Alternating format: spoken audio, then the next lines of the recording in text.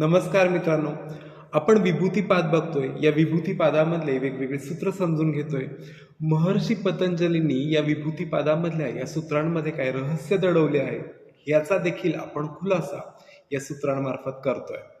आज आपल्याला या विभूतिपादामधलं सूत्र नंबर 49 बघायचं आहे. हे सूत्र नक्की काय सांगतं, याचा अर्थ कुठल्या रहस्याशी जोडलेला आहे, या सर्व गोष्टींवरती आपल्याला प्रकाश टाकायचा. चला हे सूत्र समजून घेऊया. सत्व पुरुष अन्यथा ख्याती मात्रम सर्व भाव अधिष्ठातृत्वम सर्व ज्ञातृत्वम च. या सूत्रातील एक एक शब्दांचा आपण आता अर्थ समजून घेऊया. सत्व म्हणजे आपलं जे चित्त असतं, आपलं जी बुद्धी असते, त्याचं जे शुद्ध स्वरूप आहे त्याला इथे सत्व असं म्हणलंय. पुरुष म्हणजे काय, तर आपण ज्या गोष्टीला शुद्ध चेतन असा आत्मा म्हणतो तो म्हणजेच या ठिकाणी पुरुष. आता अन्यथा या शब्दाचा अर्थ पहिल्या ज्या दोन गोष्टी आपण बघितल्यात म्हणजे सत्व आपल्या बुद्धीचा भाग आणि पुरुष म्हणजे आपला जो आत्मा आहे तो, या दोघांमध्ये काहीशी भिन्नता आहे, काहीशी वेगळेपण आहे, ते म्हणजेच अन्यथा. ख्याती मात्रस्य, इथे मात्रस्य म्हणजे केवळ, ह्या दोन गोष्टींमधला फरक ज्या योगी साधकाला स्पष्ट होतो, त्याचा साक्षात्कार भेटतं, त्याला काय फायदे होणार, तर त्याचे फायदे जे आहेत ते पुढे म्हणलेले आहेत. सर्व भाव अधिष्ठातृत्व म्हणजे एकंदरीतच जेवढे सर्व भाव आहेत, मग ते भाव प्रकृतीचे सर्व भाव असतील, विकार असतील, ज्या अवस्था असतील, त्यांचे सर्वांचे अधिपत्य म्हणजे त्या सर्व गोष्टींचं स्वामित्व या योगी साधकाला भालवणार. याचसोबत सर्व ज्ञातृत्व म्हणजे सर्व गोष्टींचं, मग त्या गोष्टी भूतकाळातील असतील, वर्तमान काळातल्या असतील, भविष्य काळातल्या असतील, त्या सर्वांचं ज्ञान, सर्वज्ञता या योगी साधकाला प्राप्त होणार आहे. च या शब्दाचा अर्थ या दोन्ही गोष्टी जोडणारा म्हणजेच आणि या ठिकाणी आपण घेणार आहोत. यातून जी सिद्धी प्राप्त होणार आहे तिलाच विशोका सिद्धी असं देखील म्हणतात. आपण विशोका सिद्धीबद्दल पण बघणार आहोत, पण आपण सुरुवातीचे काही शब्द आहेत ते नीटसे समजून घेऊया. इथे बुद्धी आपलं जे मन असतं ते नेहमी असा विचार करत असतं की हा आत्मा माझा आहे. कधी कधी आपण नेहमी बोलताना विचार करतो की तू माझा विचार केलाच नाही, माझा आत्मा किती तळमळला असेल. म्हणजे आपण किंवा एखादा सामान्य व्यक्ती नेहमी असे समजत असतो की बुद्धी जी काय आहे आणि आत्मा जो काय आहे तो एकच आहे. हे सर्व कशातनं घडत असतं, तर आपल्याकडे जी अविवेकाची भावना असते, ज्याच्यामध्ये कुठल्याही प्रकारचा विवेक नसतो, तो नेहमी असं समजत असतो की बुद्धी आणि आत्मा हे एकच गोष्ट आहे.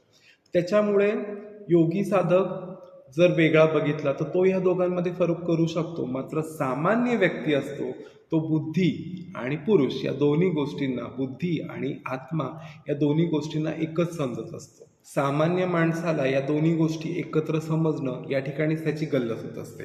मात्र योगी साधकाकडे जी संयम साधण्याची कला असते त्यांनी तो ह्या बुद्धी आणि पुरुष म्हणजेच आत्मा या दोघांमध्ये व्यवस्थित असा फरक करू शकतो आणि त्याच्यामुळेच तो सर्व भाव याचा अधिष्ठाता, त्याचा स्वामी बनतो. एकंदरीतच त्याला माहिती होतं की हे जे निसर्ग आहे, हा जे पृथ्वीवरचा भाग आहे, हा पूर्ण सत्व, रज आणि तम या गुणांनी बनलेला आहे. या तीन गुणांनीच ही सृष्टी बनलेली आहे आणि एकंदरीतच या सृष्टीचं मालकी हक्काचं एक कारण मात्र या योगी साधकाकडे मिळून जातं. आणखीन एक फायदा योगी साधकाला इथे होतो तो म्हणजे सर्व ज्ञातृत्व. म्हणजेच काय, तर योगी साधक जो आहे त्याला एकंदरीतच भूतकाळ असेल, वर्तमान काळ ज्याच्यामध्ये तो जगतोय आणि भविष्य काळ या सर्वांचं ज्ञान त्याला प्राप्त होणार आहे. त्याला दूरवरचं ज्ञान देखील सर्व विषयांची प्राप्ती होणार आहे आणि एकंदरीतच काही वेगळ्या गोष्टी असतील तर त्याला वेगळेपणाने शिकण्याची अजिबातच गरज भासणार नाही. सर्व ज्ञान त्याला बसल्या ठिकाणी प्राप्त होणार आहे. त्यामुळेच विवेकाने प्राप्त झालेली जी सिद्धी आहे तिलाच आपण इथे या ठिकाणी विशोका सिद्धी असं देखील म्हणू शकतो. बघा, सामान्य जीवनातील एक उदाहरण म्हणून आपण या सूत्राला जोड म्हणून घेऊया. आपण जेव्हा चित्रपट बघत असतो तेव्हा आपण प्रेक्षकाची भूमिका अदा करत असतो. मात्र समोरचा पात्र जेव्हा आनंदी होतोय तेव्हा त्याच्या आनंदातच आपला आनंद आहे असं आपण समजतो, त्याच्या दुःखातच आपण आपलं दुःख आहे असं देखील समजतो. एका चित्रपटाचं उदाहरण घेऊया. मी लहानपणी एक चित्रपट बघायला गेलतो, माहेरची साडी. त्या चित्रपट बघताना माझ्यासोबत माझी आई होती, माझ्या बहिणी होत्या आणि एकंदरीतच चित्रपटगृहामध्ये बऱ्याच स्त्रिया होत्या. अभिनेत्री अलका कुबल जशी रडायची तशा या सर्व प्रेक्षक वर्गातील स्त्रिया या मुसूमुसू रडायला लागायच्या.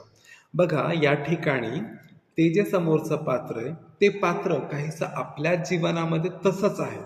मला पण माझी सासू अशाच प्रकारचा त्रास देते, मला देखील माझी सासू अशाच प्रकारे छळत असेल.